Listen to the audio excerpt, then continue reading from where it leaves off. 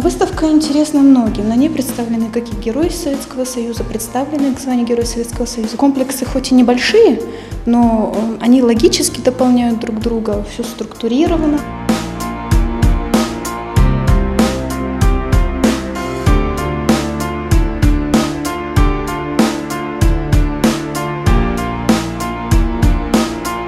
Благодаря тому, что не безразличны наши соотечественники, каждый приходит в музей, приносит своего деда, отца, брата и так далее, и так далее. Как видите, сегодня экспозиция заметно увеличилась. Сегодня представлены зрителям и посетителям очень много личных вещей, многие новые фотографии.